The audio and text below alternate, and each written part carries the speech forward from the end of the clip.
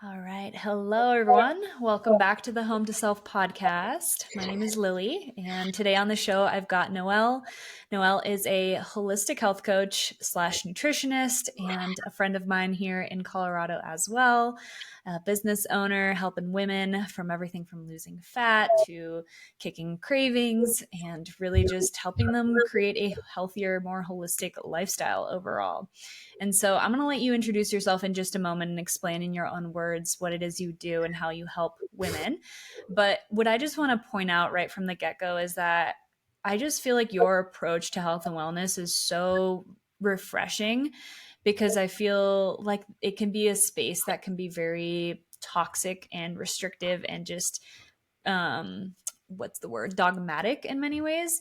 And for those who've been following along on my journey, like I started out in the health and wellness space. Gut health was like my thing for a little while, and I was just obsessed on my own journey to try and heal my digestive issues and my the different symptoms that I was experiencing. But it can be a really loud, very noisy world. And that I think can be very overwhelming for people. And from everything that you share and just how you show up in your approach to eating and living in a healthy way, in an intuitive way, it just has always felt so refreshing to me, is the word that keeps coming up, and very relatable. And so I just want to point that out for anyone who's not following Noelle right from the get-go. We're going to put that in the show notes below so that you can go check her out. But yeah, I just appreciate you for being really real and just simplifying this in a way that really points out like what it is that matters and what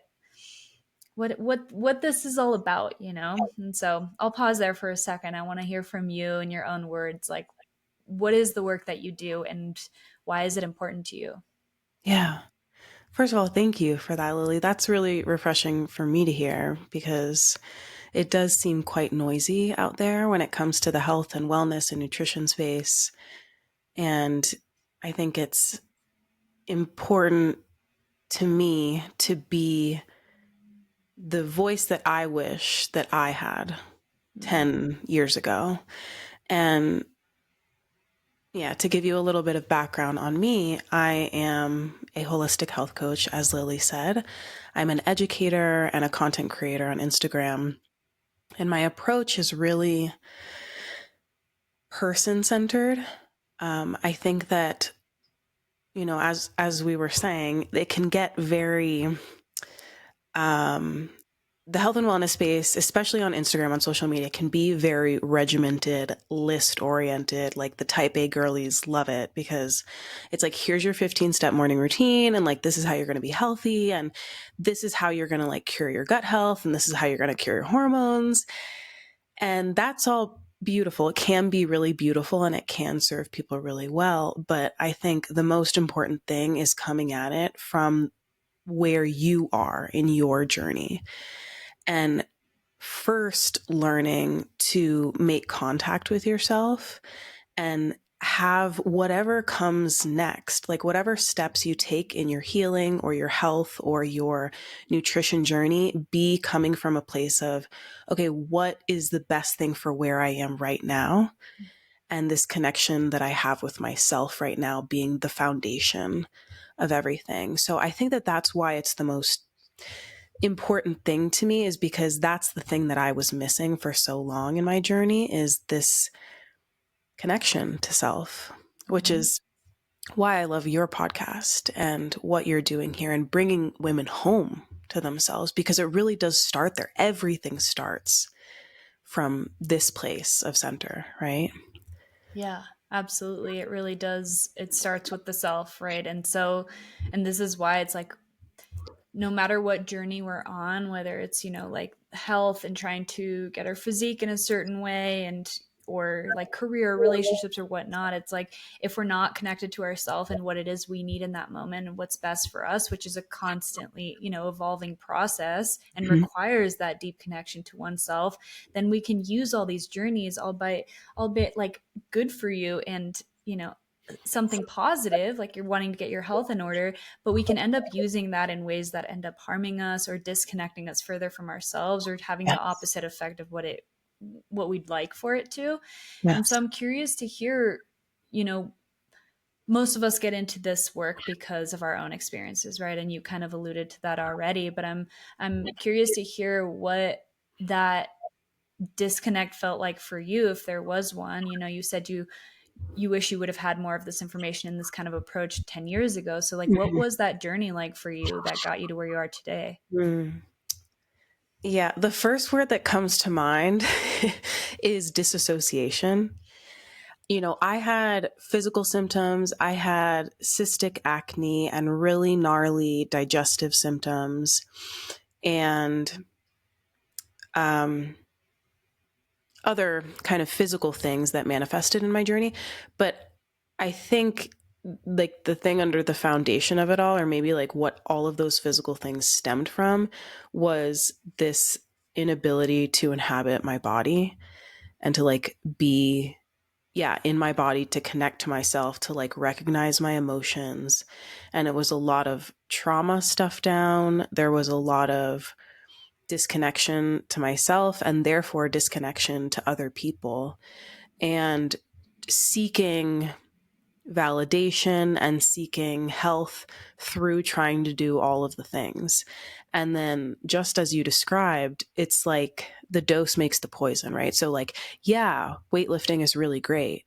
But if you're weightlifting through your dysregulated nervous system and you're weightlifting on your period when you're like, when you have zero energy, or when you are going through something really emotionally tough and your body like and spirit doesn't need that, it can be further dysregulating, and it can actually pull you even further away from yourself, which just spirals, you know, it's like a huge downward spiral. So I think that that's what a lot of my journey was composed of, was just this huge disconnection and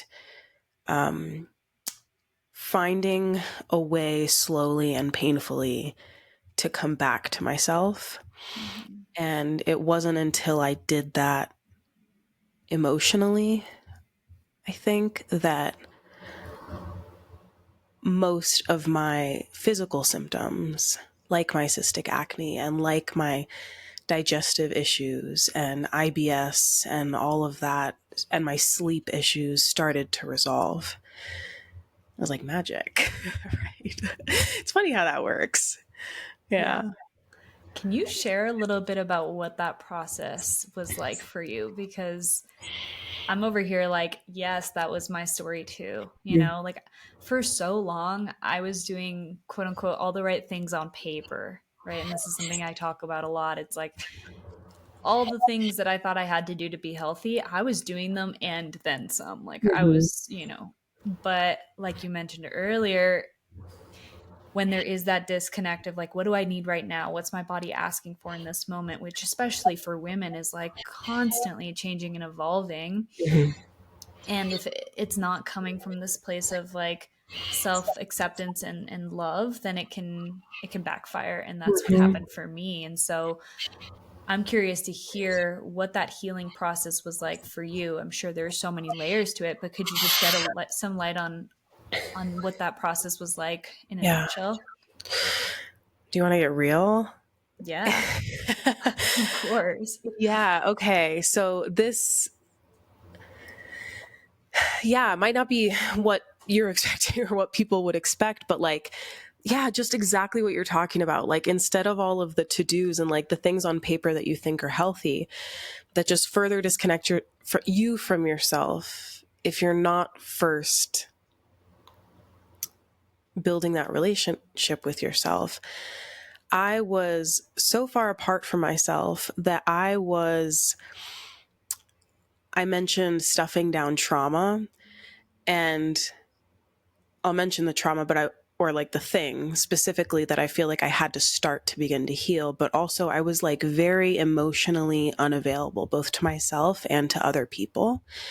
And I was in a string of toxic relationships, right? Because I was really the toxic one. But I I remember sitting with my therapist and I'm like, why do I keep attracting all these emotionally unavailable men? And she's like, because you're emotionally unavailable. And I was like, ooh, okay. Damn. And I don't even think it landed immediately, but it's something that sticks with me to this day, because that just like cutting through my bullshit, I was like, oh, okay. Like no one was that real with me. And from there, it just opened up this wormhole of me being like, I'm emotionally unavailable. And this person who I've had 4 sessions with can see it. So what is it, like what, and I just unwinding all of the ways that that was true, even if I thought that it wasn't, like, how am I emotionally unavailable in this relationship or in this thing or whatever? And, I had abortions in my past. And, at the time, like from high school all the way up until I was like 23 or 24. And I had never, it was just like something that I did because I just needed to do it, right? Like I wasn't ready to have a child. And shortly after that therapy session, when I started to kind of unravel the ways that I was emotionally unavailable, that was one of the things that came up. And it just like hit me like a ton of bricks. I was like, oh, I did that like more than once. And not that I regretted the decision, but I regretted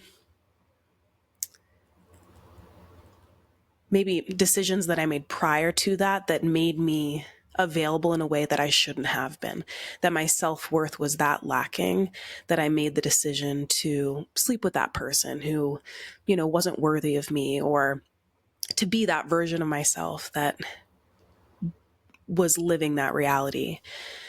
And it was through beginning to process that, all of that, besides the fact that like I had to come to terms with the fact that I actually maybe did want to be a mother. And that was something that I was pushing down, like, no, it's just not for me. I'm not ready.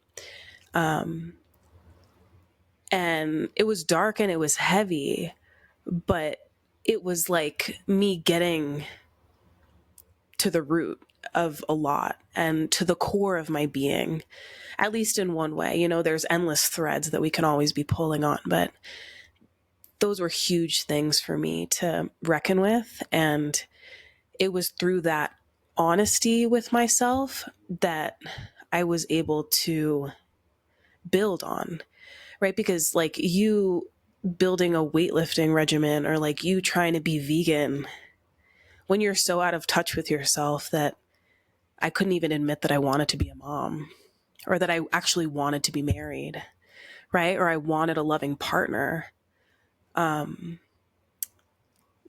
What, like, how was I going to know if meat was good for me or cheese agreed with my stomach? You know what I mean? Like I was so disconnected.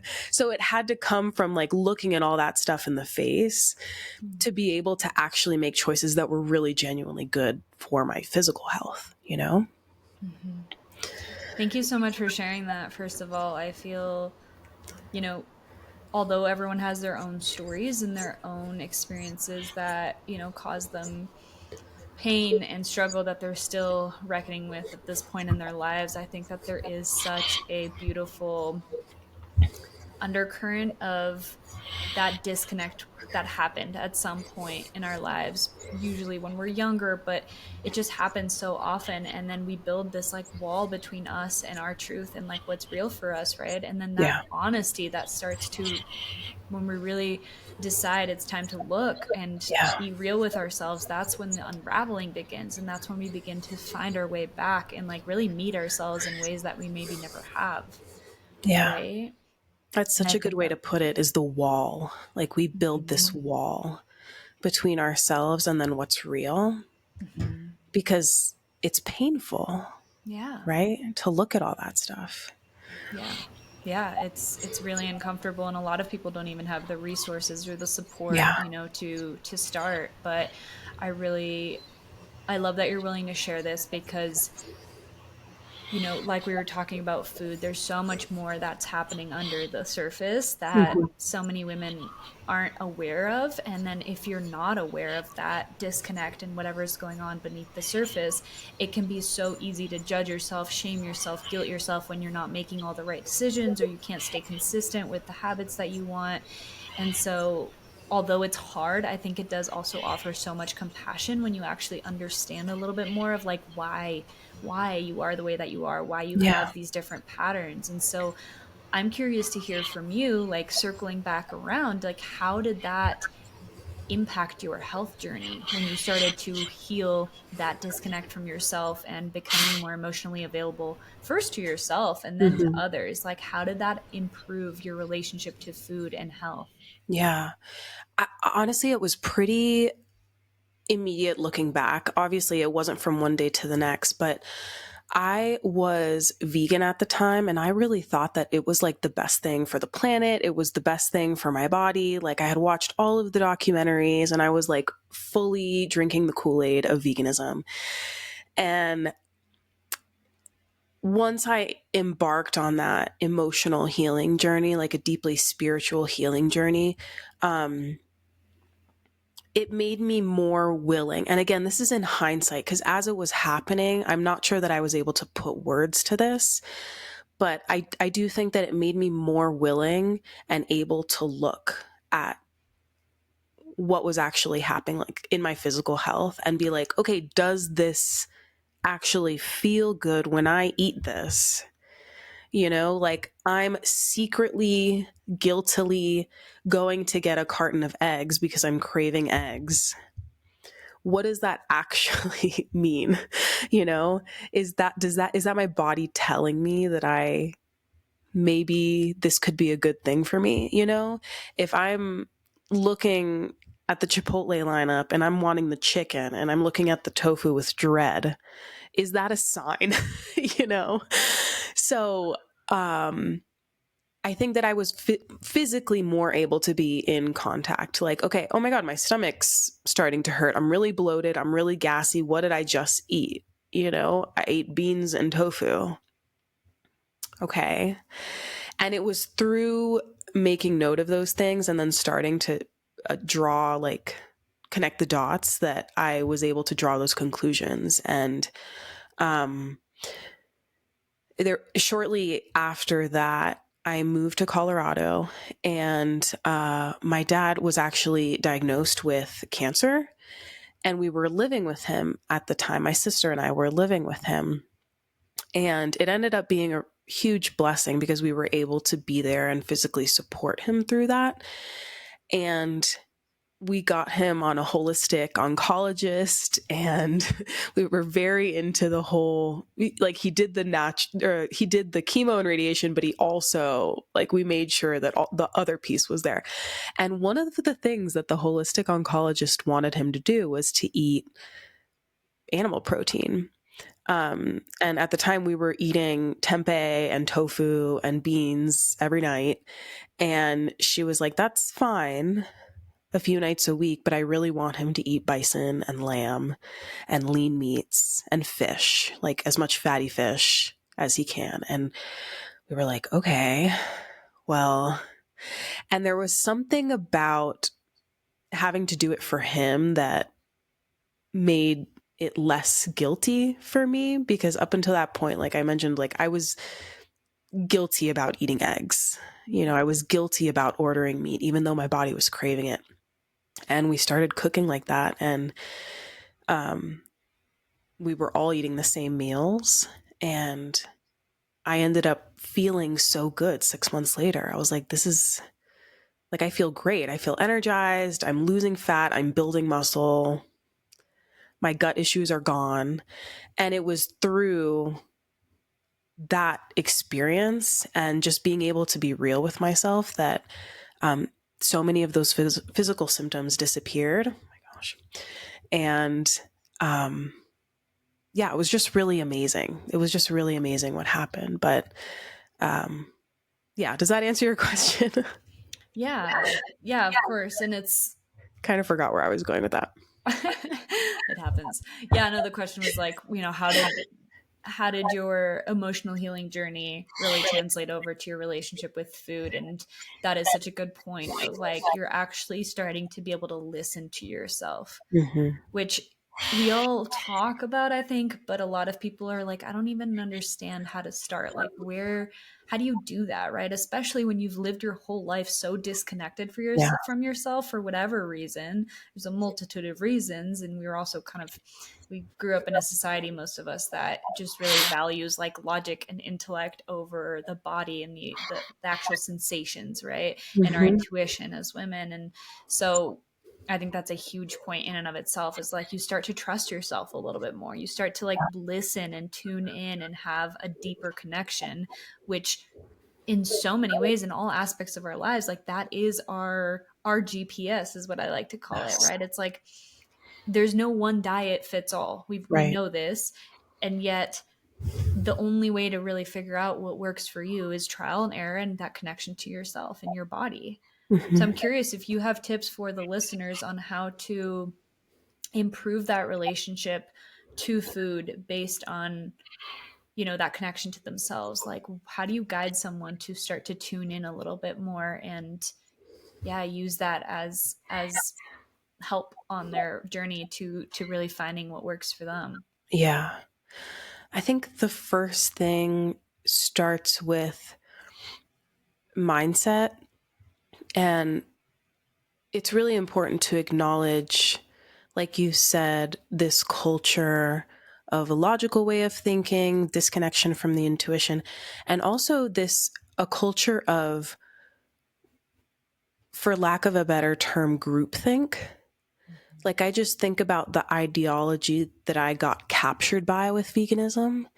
And then it was easier to absorb the beliefs and pieces of information from the group and adopt them as my own rather than actually think for myself and listen to what my body was saying.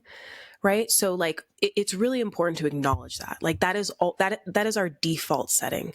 We are, as social creatures, we are always wanting to fit in with the group. So whether it's food or anything, right? We're always going to want to say, yeah, that makes sense, and be kind of people pleasers in that way. So it's really important to acknowledge that, and then to begin to build the courage to listen to yourself and throw out everything else, even as just an experiment, and begin to like go from scratch. How does it all feel?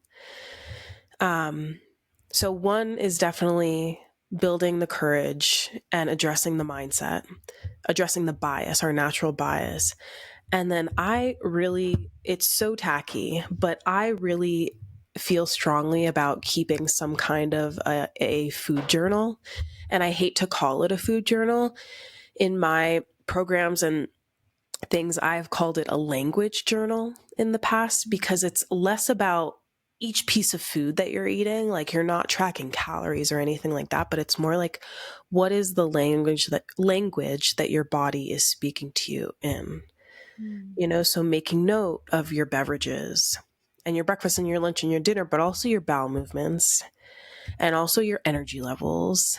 And also if you're having gas or bloating or indigestion, right? And how well you slept. Because if you do that even for a week, you're able to connect dots and see patterns and start to be like, okay, maybe Brussels sprouts are not the vibe. Every time I eat Brussels sprouts, I get bloated. So that's something that maybe I need to watch out for. Cause it's really sometimes that simple. Like, it just takes writing it down and connecting the dots for us to be aware of it. So that's where I would start always. Mm-hmm. Yeah, I love that. Those are simple and practical tips. And again, it's like really reinforcing the fact that like you are a unique body and a Yes. unique mind, right? And you're going to have a different reaction and response to food and just the way that you are are living, even like your lifestyle habits. And so really just starting that connection, that relationship. I love that you call it a language, right? Because it really is like the language of your body, the language Yes. that that it is trying to communicate to you through, right? And so um based on what we just talked about, I'm also curious to hear some like sustainable tips that you have. Let me phrase it this way. We mentioned earlier how there can be a lot of noise in this world, right? Like the ongoing list of what you should do to be healthy, especially nowadays with biohacking and like all the different diets and all the different tips and workouts. And it's just like the regimen is just crazy, and it can make a lot of people feel too overwhelmed to start, right? It's like, if I can't do it all, I'm not going to do it at all. Mm-hmm. And I'm curious to hear from someone who I trust will, only give me what I really need to hear, which is, the vibe I definitely get from the content that you create, which is like I said, refreshing, because it can get so overwhelming, especially for the type A who wants to do it Yeah. perfectly, and then beats herself up when she doesn't. Mm-hmm. What are some of the habits that you are like that are like non-negotiables for you, and that you recommend for pretty much everyone, and that are like sustainable and actually going to make a difference over time? Always the free stuff. Always the free Yeah, it's always the stuff. simple stuff, right? If anyone's trying to sell you something, I don't want to say always. There are use cases, but if you're not doing the really simple free stuff, I think that all of the rest of the stuff is moot. The supplements and the greens powder and the red light therapy, it's wonderful, but like if you don't have the foundation, then it's not, I don't think it's nearly as important. And the things that, in my opinion, are going to get someone feeling 50, 70, 80% better from on a daily basis are getting sunlight all day, but specifically in the morning, like as from sunrise to like 10 a.m. If you can get sunlight in your eyeballs for at least 10 minutes, do it. It makes such a difference. If you can do that while you're walking, even better. So number 2, walking. It is the most underrated tool ever. If you can make a step goal and push yourself to hit it every single day, not only is walking good for your physical body, right? It's like a very low entry point to exercise. It's also incredible for your mind, for your creativity, for your levels of anxiety. It's great for processing emotions. It's also, right, like getting outside is good for that sunlight as well. It's great for your digestion. So walking, hitting a step goal. And then the great thing about that too is I always like, this is my favorite part about walking is or at least making a step goal, is the commitment that you make to yourself in making it non-negotiable. So if I say that I'm going to hit 8,000 steps a day or 10,000 steps a day, and it's 6 p.m. and I've only hit 3,000, it's like, it doesn't matter if I want to do it or not. I need to do it because that's the commitment that I made to myself. And that act in itself is even more important and even more potent than anything physical. It's about confidence building. It's about like following through on your commitments to yourself and having your own back and being someone that you trust. Because if you can't trust yourself, how is anyone else going to trust you? Right? So making a commitment to yourself and sticking with it, and walking, I think, is the perfect thing to do that with. Drinking enough water is so simple, but so important. And I would say sleep hygiene would be my number 4. So putting the phone away an hour before you want to go to bed, and specifically calculating the time that you need to be up in the morning, subtract 9 hours, and that's when you need to be in bed by. So screens off an hour before that. No TV, no phone, and letting yourself rest, letting your eyes rest, reading, meditating, whatever, cleaning the house, whatever you need to do to make it that hour and just calm down, it goes so far in the quality of your sleep. And sleep is everything. Sleep is when our cells are regenerating. It's when our brain is clearing out. It's when our memories are solidifying. It is when our emotions are processing. It's when we're building a greater capacity for the following day. So if you're not getting a full night's rest, 7 to 8 hours of sleep, you're cutting off your nose to spite your face, or whatever the saying is. You're like, you're cutting yourself short. You're stealing from tomorrow. So I would say those 4 things, most important, period. Before any supplements, before any gadget that you buy, you got to nail those down. Mm-hmm. Yeah. Yeah, it really does come back to the basics. And whenever you've quote unquote fallen off the wagon, I don't really like that term, but really just whenever you're not feeling great, it's really coming back to the basics first. And it's the answer that I don't think people want to hear, because we've been so brainwashed into this like quick fix, Yeah.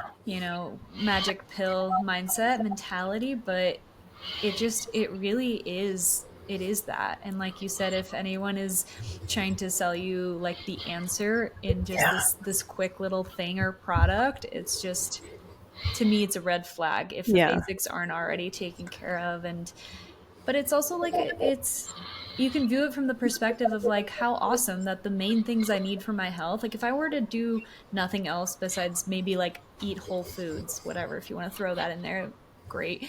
But like even if you were just doing that and sticking to it, you'd feel pretty good, Totally. right? And that's Yeah. that's awesome, because we all have access to that. There's no excuse. You can make it work for you in your lifestyle. And so I love that. And again, simplifying, right? Of Yeah. just, you don't need all of it in order to be healthy. Um, I do want to. I feel like I have the listeners in my mind being like, okay, but like, what are your thoughts on food? Like, what does she eat? What does she recommend? And so, do you want to just briefly talk about like your approach to food, having worked with so many people at this point, and just like again making sure that people are listening to their bodies and finding their approach within this, but just an overview of like what you believe in terms of Mm-hmm. a food approach. Yeah. To keep it the most simple, I think that plants and protein are the way to go for most of us. That is the way to get 90% of the way there for 90% of us. So eating high protein, eating a high amount of plants and fiber, and a lower percentage of everything else. Like the sweets and the processed foods and all of that, there still can be a place for them in your diet. And in fact, I think that it's important to keep that in because we want to make it sustainable, right? But I think that having a high protein diet is so important for our hormones, for our energy levels, for our gut health, and for our body composition, which I know that a lot of people, a lot of women, especially in my community, struggle with. So it's like so many of us have like put on all these pounds over the past years and are not really eating differently. And it's because our metabolisms are slowing down due to a number of reasons. But eating protein is one of the most important things to rebuild your metabolism and to begin to shed that fat and maintain a healthy weight that feels good for you. So I always, in terms of things that I think are really important when it comes to nutrition, are eating a high protein breakfast. So trying to get 30 grams of protein in every meal would be great, but most importantly, your first meal of the day. If you can do the last meal of the day as well, that would be fantastic. But most important is your first meal, because the first meal sets the tone for the rest of the day.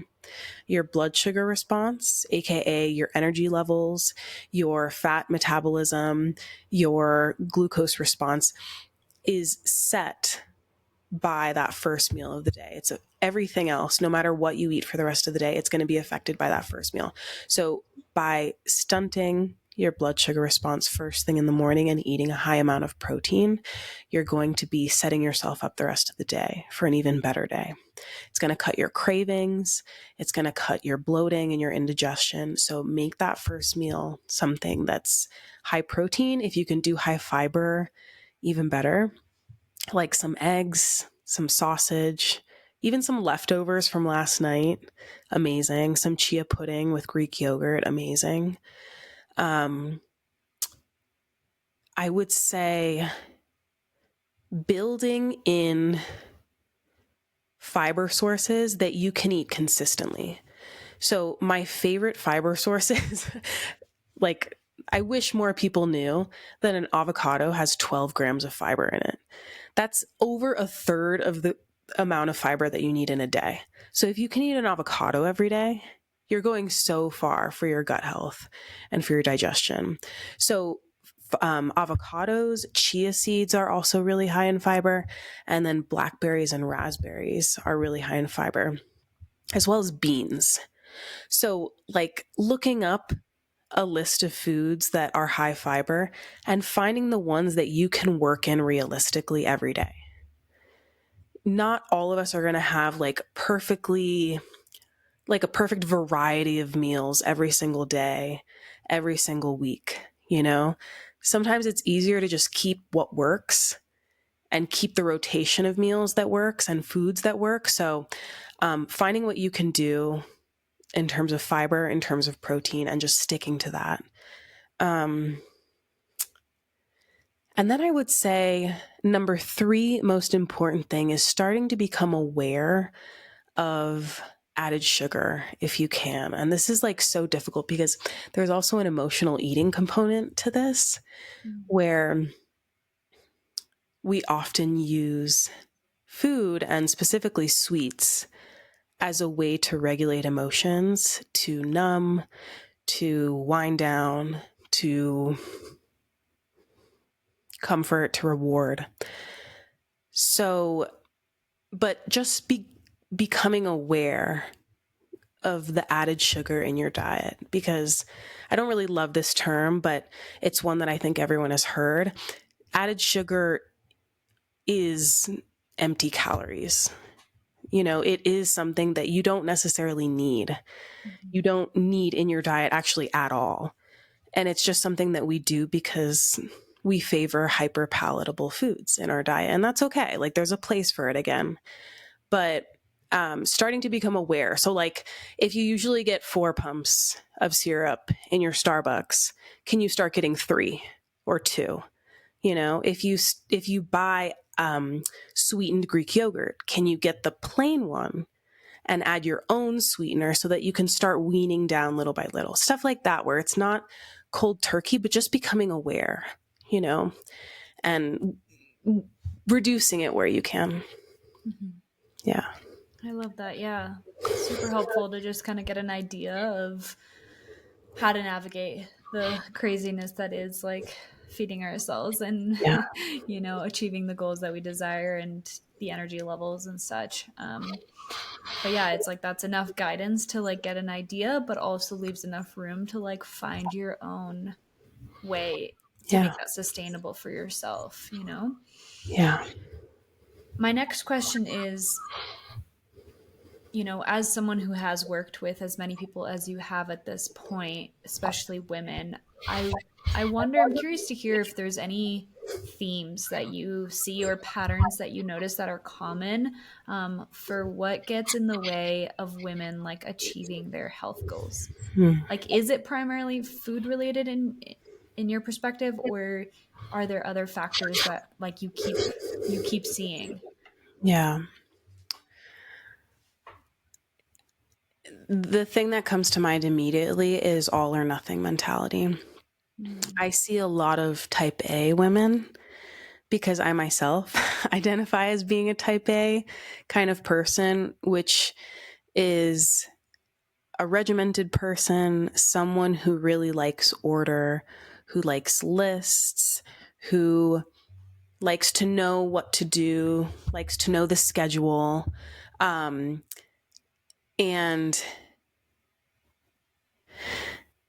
there's this way of thinking that a lot of us have that is very perfectionism oriented. Like if we can't do it perfectly, we don't want to do it at all. And you might not even realize that that's the thinking. Like you might not even think that you're a perfectionist, but it manifests in things like, I said that I was going to work out 5 times this week, and it's Friday, 4 p.m. I just got home from work. I'm realizing that I didn't work out once this week. I'm a piece of shit. I'm going to order pizza now, and then you spiral the rest of the weekend. And then the next week, right, you just kind of, it builds a downward momentum. And I think that the most important thing is learning to take messy action. It's learning that the absolutes, like the all or nothing, is really only harming you. And in order to move forward and in order to make the big changes that you want to make in your life, you have to start small. Again, it's not sexy. It's not Instagrammable. It's not like what everyone wants to hear. But you have to be able to have that moment of realization at 4 p.m. on Friday and be like, let me throw on a YouTube workout. Like, let me do something right now so that at least I can say that I did, right? Because it's better than nothing, than not doing anything. And then it's by making that small change that you're able to make one small better decision the next day and then the next day. And one new decision is all it takes to start building upward momentum. So it's really, I think, it's so much more. It's actually maybe not nutrition at all. It's really mindset and that perfectionism and learning to be okay with not doing it perfectly and making it messy on purpose, making it imperfect on purpose, because that's the only way that we're actually going to make real change, Mm-hmm.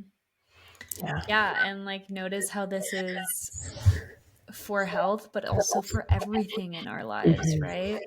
Like it's bringing back the memory of starting this podcast, which I've shared before, but I had it on my mind for so many years and I just kept not doing it. And then I finally recorded an episode and I never posted it because it was not perfect, because I didn't know about the name and I was unsure about the picture and all the things.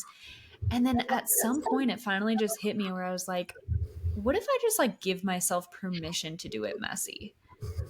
And I literally recorded the first episode, no intro, no music, no nothing. And I was like, I'm doing this messy. I don't know what I'm doing. And I just like gave myself the permission, Yeah.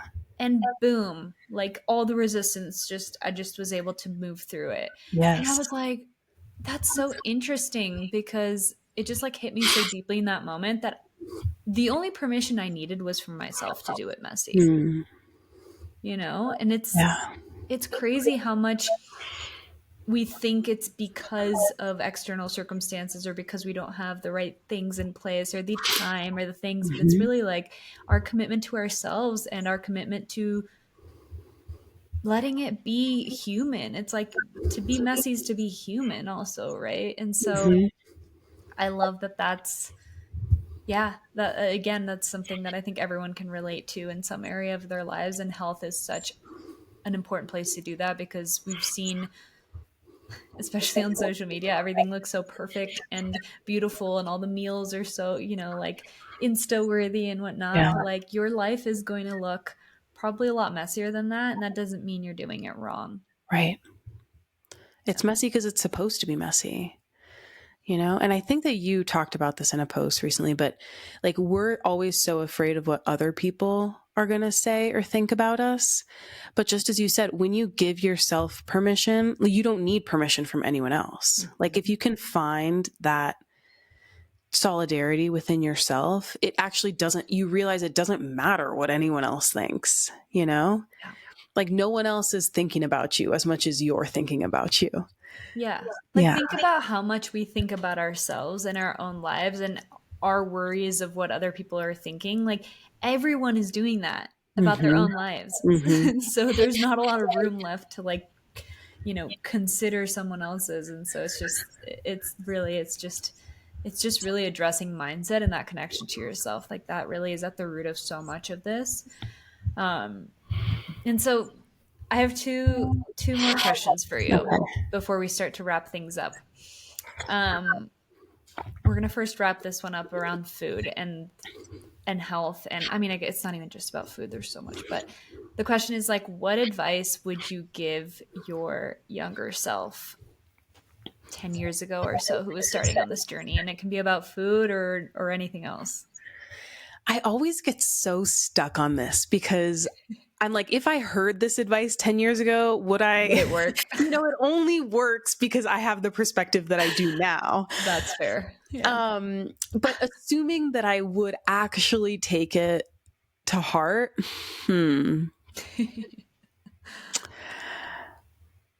I, hmm.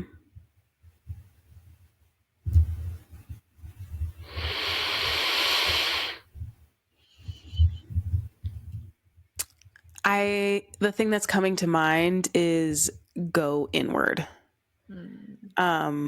That was like a resounding message when I started my business, and when I started on my real true healing journey was the sentiment of like, okay, you're seeking all of this stuff outside, but like what you really need to do is sit with yourself and do the really, really hard thing and actually go inward and not go on social media and not go out and not do, not get high or whatever it was, like not go outside of yourself to find whatever it is you're looking for. Like you actually need to be with whatever it is that's under the surface. And I think that if I would have started that process earlier, even just in little bite-sized chunks, who knows? But, it maybe I would be in a different place today. So just to have the courage to go inward and stop seeking outward. Mm-hmm. Yeah. Yeah. What would you That's say? awesome. What advice would you give yourself? I mean, honestly, that's a really good one. I like how simple and concise it is because it really is just like you're entering a whole new world of just like finally looking for the answers within. Mm-hmm. What would I say to myself? I mean, I love what you said earlier. I'm like, would I actually take this advice? Probably no, because I think to some degree we kind of have to learn the hard way, or Yeah. else it doesn't really like. I don't know. It's like we need the contrast sometimes, as painful as it is. Yeah. I mean, similar to what you said, I would say like look at like your relationship to yourself and how you're like the intention underneath your actions. Mm. Because I was completely ignoring that, just thinking that it was all about what I was doing and not how I was doing it. Hmm. And that was making me feel like such a failure because I was like, I'm doing more, like everything plus more compared to all these other people, right? And yet my body's not responding. It's like getting worse. Like I didn't understand. And so it made me feel guilty. But when I finally started to really look underneath and look inward, yeah, I realized I was creating such a toxic internal environment. Like Mm. my negative self-talk or my self-talk was so negative.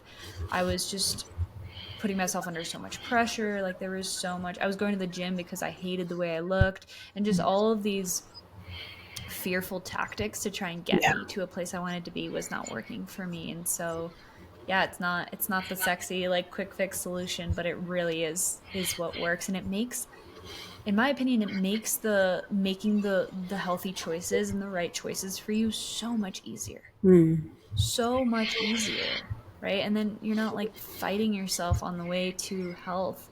It like becomes it's just it feels way easier in my opinion. And so that's as much as like we don't want to start there sometimes, it really does make the whole process so much easier. Yeah. Yeah. I love that. It's less about what you're doing and more about your intention in doing it. Mm-hmm. Cause like, even when it comes to like something that just popped into my head is like, even with treat meals, like a lot of my clients and stuff ask me about cheat meals. I like to call them treat meals, right? But it's less about what you're eating, even, or when you're eating it, or how often you're eating it, and more about what's your intention behind eating it. Are Yes. you eating the Oreos because you're numbing out?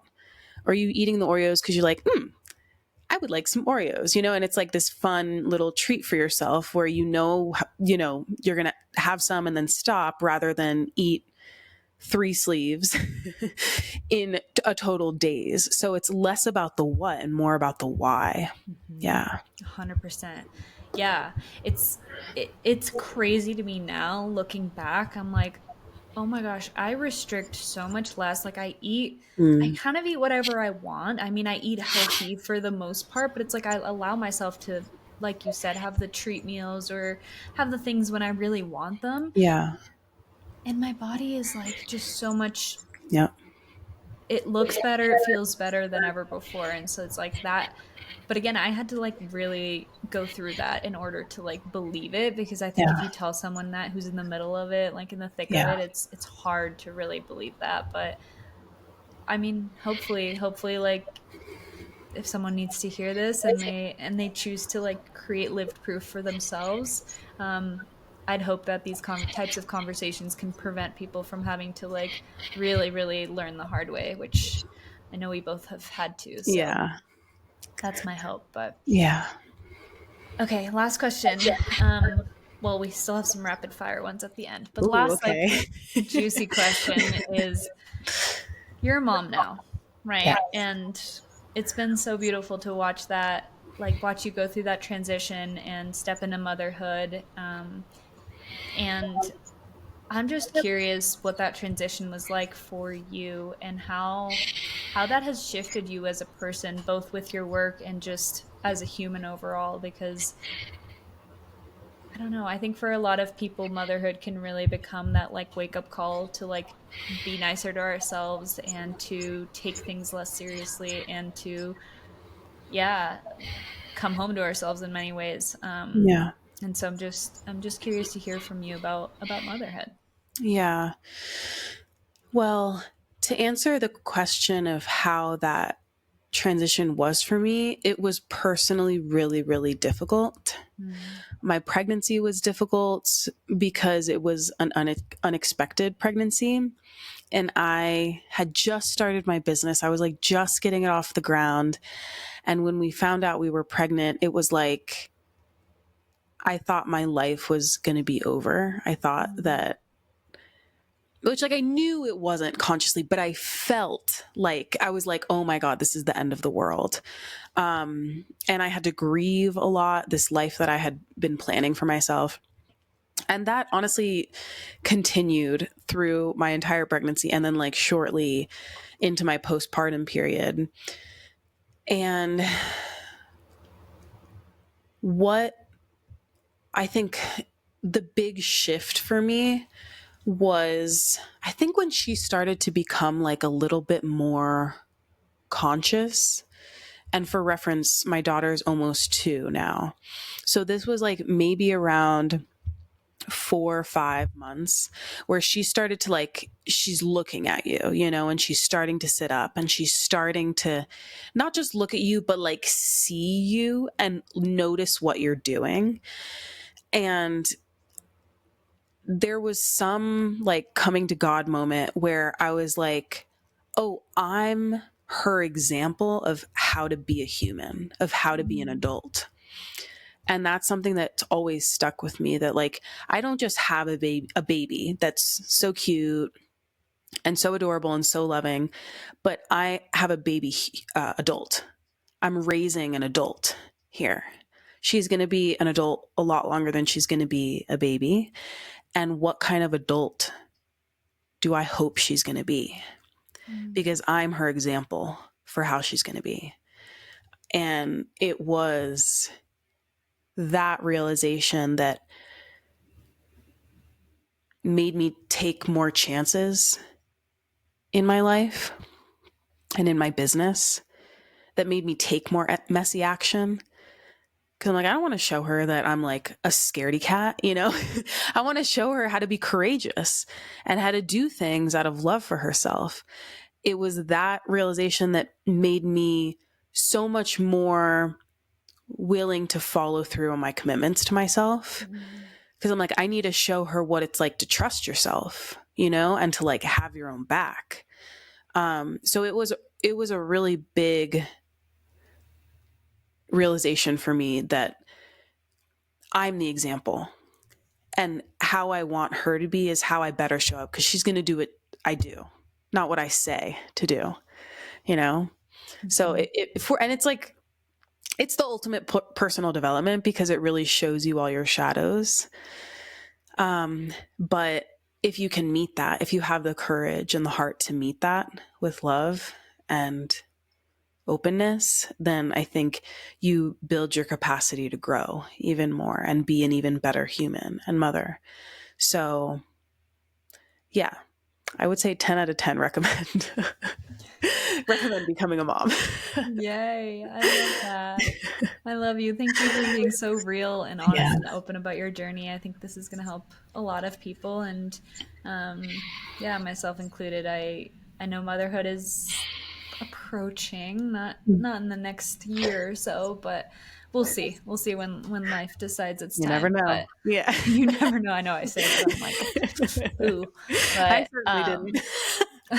fair, but you make like, to some degree, I'm like, how much, are we creating it, and is also like life just like meant to happen the way that it's supposed to. And so Yeah. yeah, and just like I really acknowledge you for, I mean, raising a baby at the same time that you're like building this business and helping women and taking care of yourself and like being a sister and a daughter. Like it's amazing. Like women's capacities, and it amazes me, even though I'm sure it's been really challenging along the way. But Yeah. yeah, I just appreciate you for always being real and helping other people see that it can be messy and it doesn't have to be perfect, and like you can still achieve the things that you desire.